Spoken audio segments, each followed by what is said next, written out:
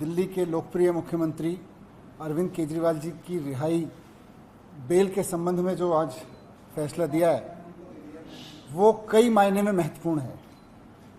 सबसे पहले तो निश्चित रूप से आम आदमी पार्टी के लिए, दिल्ली सरकार के लिए, हम सब के लिए, हम सब के परिवारों के लिए ये बहुत बड़ी राहत की बात है, बहुत भावुक क्षण है कि हमारे भाई, हमारे प्रिय नेता, हमारे गुरु, राजनीतिक गुरु अरविंद केजरीवाल जी भारतीय जनता पार्टी के तमाम कुचक्रों के बाद बाहर आएंगे।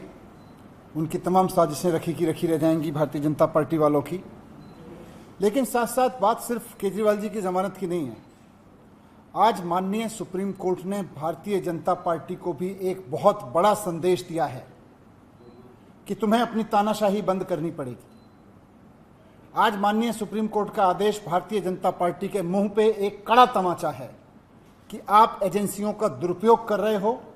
आपने एजेंसियों को अपना केज पैरेट बना के रखा हुआ है। ऑनरेबल सुप्रीम कोर्ट ने बहुत साफ शब्दों में कहा कि सीबीआई केज पैरेट की तरह से काम कर रही है। माननीय सुप्रीम कोर्ट का यह फैसला सिर्फ पार्टी, सरकार या व्यक्ति के लिए, हमारे लिए महत्वपूर्ण नहीं है। केवल देश के आम आदमी को ऑनरेबल सुप्रीम कोर्ट का साफ संदेश है, साफ भरोसा है कि आप चिंता मत करो।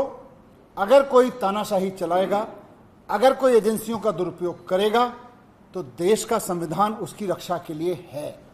संदेश साफ है ऑनरेबल सुप्रीम कोर्ट का कि तानाशाही के खिलाफ देश का संविधान हर आम आदमी के लिए रक्षा के लिए है।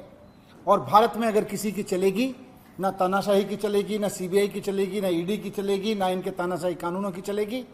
भारत में अगर किसी की चलेगी तो देश के संविधान की चलेगी। ये ऑनरेबल सुप्रीम कोर्ट के फैसले से साफ संदेश है।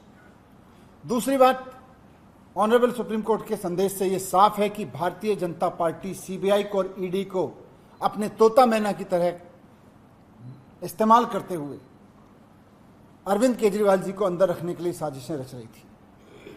खुद ऑनरेबल सुप्रीम कोर्ट में यह कहा गया आज कि जिस तरह से सीबीआई ने सीएम साहब को अरेस्ट किया, उससे यह साफ हो जाता है कि सीबीआई जानबूझकर केजरीवाल जी को अंदर रखने की मंशा के तहत उनको गिरफ्तार कर रही थी।